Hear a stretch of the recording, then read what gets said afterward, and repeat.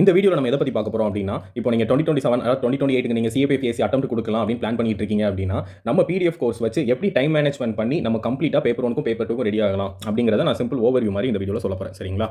First of all நீங்க நம்ம இப்போ CAPF AC எக்ஸாம் என்ன, அதோட டீடைல் என்ன, ஏஜ் எலிஜிபிலிட்டி என்ன அப்படின்னு நான் தனியாவே அதுக்குலாம் வீடியோ போட்டுருப்பேன். ஸோ இந்த வீடியோல எப்படி இருக்க போகுது அப்படின்னா, நீங்க ஒரு இப்போ காலேஜ் ஃபைனல் இயர் படிச்சிட்டு இருக்கீங்க. நீங்க வந்து 2027ல பாஸ் அவுட் ஆக போறீங்க. ஈவன் 2028 பாஸ் அவுட் ஆக போறீங்க அப்படின்னா, இப்போ பொதுவா நம்ம உங்களுக்கு என்னலாம் தேவைப்படும் அப்படின்னு பார்த்தீங்க அப்படின்னா, பேப்பர் 1ல NCERT நீங்க படிக்கிற மாதிரி இருக்கும். நெக்ஸ்ட் பேப்பர் 2க்கு வந்துட்டு நம்ம என்னலாம் ஃபோக்கஸ் பண்ணுவோம்னா, எஸ்ஏ ஃபோக்கஸ் பண்ணுவோம், ரிப்போர்ட் ஃபோக்கஸ் பண்ணுவோம், ஆர்குமென்ட் ஃபோக்கஸ் பண்ணுவோம். சரிங்களா? இது கூட உங்களுக்கு என்ன படிக்கிற மாதிரி இருக்கும் அப்படின்னா, நியூஸ் பேப்பர் நம்ம ரெகுலரா ரீட் பண்ற மாதிரி இருக்கும். சரிங்களா? Next current affairs magazine daily current affairs படிக்கிற மாதிரி இருக்கும். நீங்க 2028 பிளான் பண்ணிட்டு இருக்கீங்க அப்படின்னா, நீங்க பெர் டேக்கு ஒரு 4 ஹவர்ஸ் படிச்சா போதும். அதாவது நீங்க இப்போ 2027 அட்டெம்ப்ட் நீங்க பிளான் பண்ணிட்டு இருக்கீங்க அப்படின்னா, நம்ம அட்லீஸ்ட் ஒரு நாளைக்கு 5 ஹவர்ஸ் படிக்கணும். சரிங்களா? ஓகே. இப்போ இந்த 5 ஹவர்ஸ் எப்படி நம்ம டைம் மேனேஜ் பண்ணலாம் அப்படிங்கறத நான் இப்போ சொல்றேன். நான் என்ன சொல்ல வரேன் அப்படின்னா, இப்போ நீங்க காலேஜ் படிச்சிட்டு இருக்கீங்க. நீங்க உங்க காலேஜ் கரியரும் பார்க்கணும். ஏன்னா நம்ம ஒன்ஸ் நமக்கு டிகிரி இருந்தா மட்டும் தான் நம்ம அடிஷனலா இதே மாதிரி இந்த எக்ஸாம்ல எழுத முடியும். ஓகேங்களா? அப்போ நீங்க உங்க கரியரையும் பார்க்கணும். உங்க காலேஜ் ஸ்டடீஸும் பார்க்கணும். அப்போ பேரலலா நமக்கு இங்க ஒரு 4 ஹவர்ஸ் to 5 ஹவர்ஸ் நம்ம கொடுக்கும்போது உங்களுக்கு ஓவர் த பீரியட் என்ன ஆகும்? நீங்க இப்போ உதாரணத்துக்கு சொல்லணும்னா, நீங்க நெக்ஸ்ட் ஒரு ஜூன் மாசம் அதாவது ஒரு ஜூன், ஏப்ரல்ல உங்களுக்கு காலேஜ் முடியுதுன்னு வச்சுக்கோங்களேன். ஸோ அப்போக்குள்ள நீங்க ஒரு 90% ஆஃப் சிலபஸ் நீங்க கம்ப்ளீட் பண்ணா மட்டும் தான் நெக்ஸ்ட் 2 மந்த்ஸ் நம்ம என்ன பிளான் பண்ணுவோம் அப்படின்னா, ஃபுல்லாவே மார்க் எடுத்து நீங்க வந்து எக்ஸாம் மேபி ஆகஸ்ட் மாசம் இல்ல ஜூன் எண்ட் ஆகஸ்ட் ஸ்டார்டிங்ல இருக்கும். ஓகேங்களா? ஸோ அதுக்கப்புறம் நம்ம ஒரு 3 மந்த்ஸ் உங்களுக்கு கிடைக்கும். அப்போ அந்த 3 மந்த்ஸ்ல நீங்க மார்க் எடுக்கிற மாதிரி தான் இருக்கும். ஸோ அதுக்கு முன்னாடி நம்ம ஒரு 90% ஆஃப் சிலபஸ் நம்ம கம்ப்ளீட் பண்ணணும். ஓகேங்களா? அப்போ நீங்க வந்து ஒவ்வொரு பேப்பருக்கு போனீங்க, ஒவ்வொரு மெட்டீரியல் அங்கங்கன்னு கிடைக்கும், எல்லாம் தேடி அலைய முடியாது. உங்களுக்கு டைம் இருக்காது இப்போதைக்கு. ஸோ அப்போ எல்லாமே நம்ம PDF கோர்ஸ் மெட்டீரியலை நம்ம கொண்டு வந்திருக்கோம். ஸோ உங்களுக்கு என்னெல்லாம் மெயினா தேவை அப்படின்னு பார்த்தீங்க அப்படின்னா, ஃபர்ஸ்ட் உங்களுக்கு இப்போ ஃப்ரெஷரா படிக்கிறீங்க அப்படின்னா, NCERT எடுக்கிறீங்க அப்படின்னா, எல்லாருமே அதான் சொல்லுவாங்க. NCERTல நம்ம ஃபவுண்டேஷன் பில்ட் பண்ணுவோம். அதுக்கப்புறம் ஒரு எக்கனாமிக் அமேசிங் அதே மாதிரி ஒரு 3 ஸ்டாண்டர்ட் ஆத்தர் புக் இருக்கும். ஓகேங்களா? எந்தெந்த புக் படிக்கணும் அப்படின்ட்டுலாம் நான் தனியாக வீடியோ போட்டிருப்பேன். ஏன் இதெல்லாம் ரிப்பீட்டடா சொல்லிட்டு இருக்கேன்னா, சப்போஸ் இந்த வீடியோ சில பேர் ஃப்ரெஷரா பார்க்கலாம். ஸோ அப்படிங்கப்போ நம்ம ப்ரீவியஸா உங்க புக் லிஸ்ட் சர்ச் பண்ணாங்கன்னா, அதுக்கும் நம்ம சேனலே வீடியோ இருக்கும். ஸோ அதை பார்த்தீங்கன்னா அந்த புக் லிஸ்ட்க்கு நீங்க தரவாயிருவீங்க. சரிங்களா? ஓகே. இப்போ நீங்க என்ன பண்ணணும் அப்படின்னா, ஃபர்ஸ்ட் NCERT படிக்கணுங்க. NCERTல மொத்தம் நான் வந்து 4 சப்ஜெக்ட் நம்ம GS புக்லயே வச்சிருக்கோம். ஓகேங்களா? பெர் டேக்கு அதாவது என்ன சொல்ல வரேன்னா, இப்போ ஒரு நாள் நீங்க ஹிஸ்டரி 1 ஹவர் படிக்கிறீங்க அப்படின்னா, செகண்ட் டே நீங்க வந்து எக்கனாமி 1 ஹவர் படிங்க. ஓகேங்களா? இதே மாதிரி பேரலலா நீங்க ஒரு 6 மந்த் ஃபாலோ பண்ணீங்கன்னு வச்சுக்கோங்களேன், ஃபவுண்டேஷன் நீங்க படிச்சு முடிச்சிடலாம். நான் வந்து ஒரு நாளைக்கு நான் உங்களுக்கு 4 மணி நேரம் உட்காந்து NCERT படிங்க அப்படின்னு நான் சொல்லல. ஒரு நாளைக்கு 1 மணி நேரம் படிங்க போதும். ஓகேங்களா? ஸோ நம்ம என்ன பண்ண போறோம், GS சப்ஜெக்ட்டுக்கு 1 ஹவர் பெர் டே ஒதுக்க போறோம். ஓகேங்களா? அதுக்கப்புறம் என்ன படிக்க போறோம் அப்படின்னா, news paper understanding for beginners. இது நான் வந்து டெய்லியா ஃப்ரீயாவே நம்ம கொடுத்துக்கிட்டு இருக்கோம். ஓகேங்களா? அதாவது அந்த இன்சென்டிவ் நம்ம ஏப்ரல் 25ல இருந்து எடுத்து கொண்டு வந்திருக்கோம். இப்போ வரைக்கும் 2 டேஸ் தான் ஆயிருக்கு. பட் ஆனா இன்னும் 1 இயர்க்கோ நம்ம நீங்க வந்து உங்க எக்ஸாம் முடியற வரைக்கும் நான் கொடுத்துக்கிட்டு தான் இருப்பேன். ஓகேங்களா? ஸோ அதனால இதை பத்தி நீங்க பயப்பட தேவையில்ல. இந்த news paper understanding for beginners நான் எடுத்து கொண்டு வந்திருக்கேன் அப்படின்னா, கண்டிப்பா நியூஸ் பேப்பர் ரீடிங் பண்ணியே ஆகணும். ஓகேங்களா? இதுக்கு நான் தனியாக வீடியோ போட்டுருப்பேன், அதையும் செக் பண்ணி பாருங்க. ஸோ அப்படிங்கும்போது இப்போ ஃபர்ஸ்டா நீங்க எடிட்டோரியல் வாசிக்கும் போது கண்டிப்பா புரியாது. அது யாருக்குனாலும் சரி, உங்களுக்கு மட்டும் இல்லை. இப்போ நான் ஃப்ரெஷரா ஃபர்ஸ்ட் நியூஸ் பேப்பர் எடுக்கும்போது எனக்குமே அது புரியாது. ஒரு பேராகிராஃப் நான் வாசிச்சிருவேன், பட் ஆனால் அதில் என்ன கொடுத்துருக்கான்னு கூட எனக்கு புரியாது.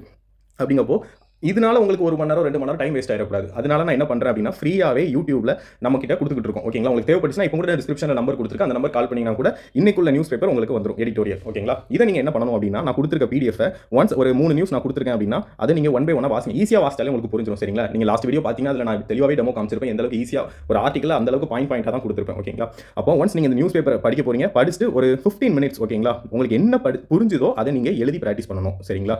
இதை நீங்க ரெகுலரா பண்ணிக்கிட்டே வரணும். அப்போ என்ன பண்ண போறோம், 1 ஹவர் நம்ம வந்து NCERT கொடுக்க போறோம். ஒரு ½ ஹவர் நியூஸ் பேப்பர் ரீட் பண்ண போறோம். அந்த ஆர்டிகலை ரீட் பண்ண போறோம். அது ஒரு 15 மினிட்ஸ் நம்ம எழுதி பார்க்க போறோம். ஓகேங்களா? நெக்ஸ்ட் என்ன பண்ண போறோம் அப்படின்னு பார்த்தீங்க அப்படின்னா, பேப்பர் 2 டெய்லி பிராக்டிஸ் செட். இது என்ன அப்படின்னு பார்த்தீங்க அப்படின்னா, நம்ம கோர்ஸ்லயே என்ன கொடுப்பேன் அப்படின்னா, இருக்கிற நியூஸ் பேப்பர்ல அதாவது இன்னைக்கு உள்ள ஆர்டிகல்ல இம்பார்ட்டனா நமக்கு எஸ்ஏக்கு எதெல்லாம் கேட்க பாசிபிலிட்டிஸ் இருக்கோ அதுல இருந்து ஒரு 5 to 8 எஸ்ஏ உங்களுக்கு வரும். இது நான் சொல்றது டெய்லி கொடுத்துட்டு இருக்குது. ஓகேங்களா? இது போக என்ன வரும் பார்த்தீங்க அப்படின்னா, 5 ஆர்குமெண்ட் ரைட்டிங் வரும், 5 ரிப்போர்ட் டாபிக் வரும், அது போக ஒரு reading comprehension set with answer வரும், அது போக பார்த்தீங்கன்னா ப்ரிசிஸ் வரும். ஸோ இதுவே உங்களுக்கு பேப்பர் 2 மேக்ஸிமம் கம்ப்ளீட் ஆயிருச்சு, கிராமர் பார்ட் தவிர. ஓகேங்களா? இந்த கிராமர் பார்ட் எப்படி நீங்க கத்துக்கலாம் அப்படின்னா, நீங்க அதுக்கு கிராமர் ரூல்ஸ்லாம் படிக்கணும்னு அவசியமே கிடையாது.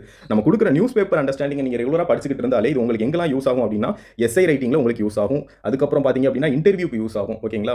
ஏன் எஸ்ஐ ரைட்டிங் யூஸ் ஆகுது அப்படின்னா, நான் இது வந்து ஸ்டாட்டிக் எஸ்ஐ. ஓகேங்களா? இதுல 600 எஸ்ஐன்னு கொடுத்துருக்கேன் தெரியுமா? இது வந்து டெய்லி நம்ம கொடுக்குற பிராக்டிஸ் செட். இது எப்படின்னு பாத்தீங்கன்னா 600 எஸ்ஐ ஒரே PDF இருக்கும். ஓகேங்களா? அதே மாதிரி 300 ரிப்போர்ட் ஒரே PDF ல இருக்கும், 300 ஆர்குமெண்ட் ரைட்டிங் ஒரே PDF ல இருக்கும். அப்போ ஒன்ஸ் நம்ம இந்த ஸ்டாட்டிக்ல இருக்க எஸ்ஐ டாபிக் படிச்சுட்டு கரண்ட் அஃபேர்ஸ் இப்போ பேப்பர் 2 இந்த எஸ்ஐ எதுல யூஸ் ஆகும்னா, இந்த ரெண்டையும் நம்ம மெர்ஜ் பண்ணி எழுதுறதுக்கு யூஸ் ஆகும். அதுல நியூஸ் பேப்பர் ரீடிங்கும் உங்களுக்கு யூஸ் ஆகும். அந்த வேர்டிங்ஸ்லாம் உங்களுக்கு இப்போ நீங்க அதுலயே நம்ம அந்த நியூஸ் பேப்பர் ரீடிங்ல நான் வொகாபுலரியும் சேர்த்து தான் கொடுத்துருப்பேன்.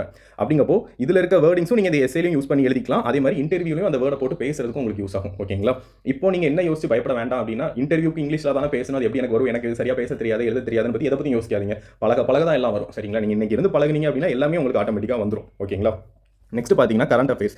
இது வந்து நமக்கு டெய்லி கரண்ட் அஃபேர்ஸாகவும் கொடுப்பேன். சப்போஸ் டெய்லி மிஸ் ஆயிடுச்சு அப்படின்னா அந்த வீக் உள்ள கரண்ட் அஃபேர்ஸ் உங்களுக்கு வந்துடும். ஓகேங்களா? இப்போவே கிட்டத்தட்ட நம்ம ஏப்ரல் 23 வரை கரண்ட் அஃபேர்ஸ் நம்ம சென்ட் பண்ணிட்டோம். ஓகேங்களா? ஸோ இது எப்படின்னா இம்பார்ட்டான நியூஸ். ஏன்னா நமக்கு பேப்பர் 1ல கரண்ட் அஃபேர்ஸ் கிட்டத்தட்ட ஒரு 15 மார்க்குக்கு ஆவரேஜாக கேட்டுக்கிட்டு இருக்காங்க. கிட்டத்தட்ட 1 இயருக்கு மேலே படிக்கிற மாதிரி தான் இருக்கும். ஸோ நீங்கள் இப்போ இருந்து இதுக்குன்னு ஒரு 30 மினிட்ஸ் கொடுத்து கரண்ட் அஃபேர்ஸ் மேகசினும் நீங்கள் படிக்கணும். ஓகேங்களா?